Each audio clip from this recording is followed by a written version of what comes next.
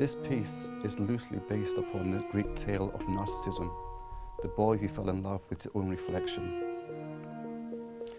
The difference being here that the reflection is controlled by the computer and not by you.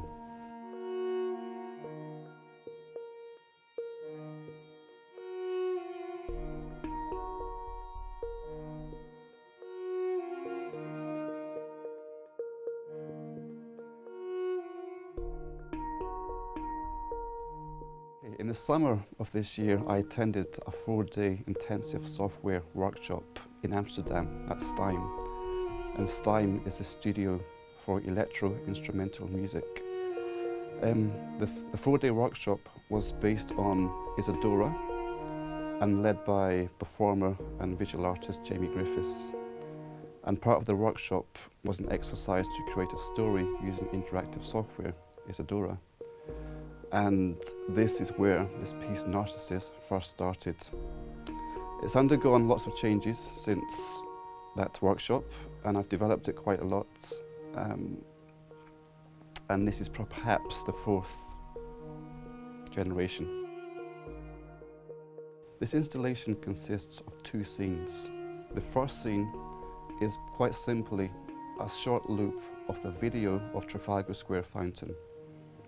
The sound is quadraphonic. I took 4 recorders to the fountain itself in Trafalgar Square, pointed the devices in 4 corners of the square, and just recorded the sound.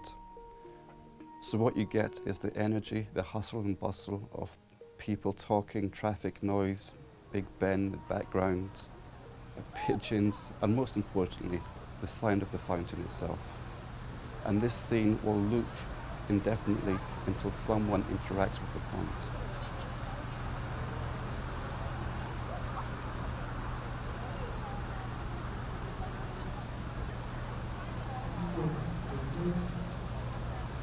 Upon interacting with the pond, Isadora goes to the next scene.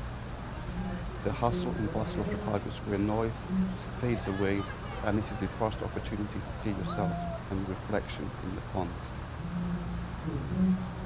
The reflection is digitally manipulated. I've changed and played with the green, red and blue components of the image, combined with the hue and saturation components to give you kind of like an X-ray type ghostly image of the reflection. So no longer is it your beauty you're seeing, you're kind of seeing the beauty of the computer software.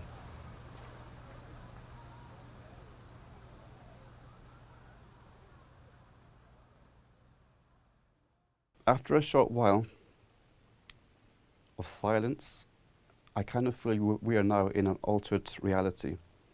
As I say, the traffic noise has gone and you're in an empty space of silence with just looking at yourself in the pond. After a short while, a soundtrack begins. It's a soundtrack of an 8-minute cello piece by the composer Philip Shepherd.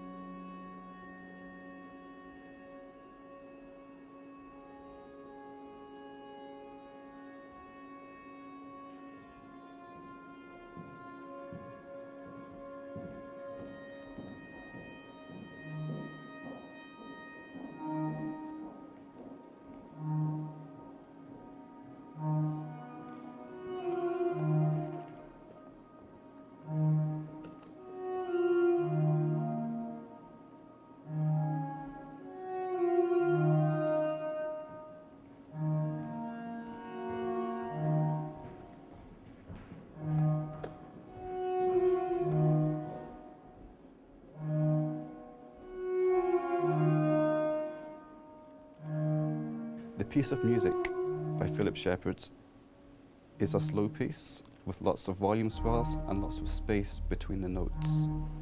This affords the opportunity for text to appear from the bottom of the pond, to float up to the pond, come into focus, stay a little while, and the text will disappear to the bottom of the pond again.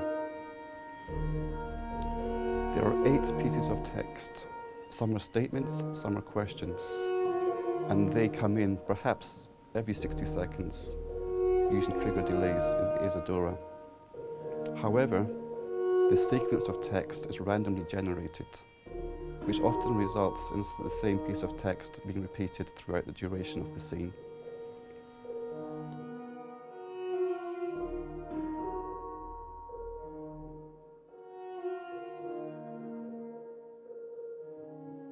Above the pond is actually an infrared camera looking straight down at the pond. The purpose of this camera is to track yourself as you walk around the pond, and that is connected to the text. So essentially the text follows you as you walk around the pond. The sound is presented in quadraphonic sound. I've put speakers on all four corners of the room, facing the installation, with the installation being the centre of the room.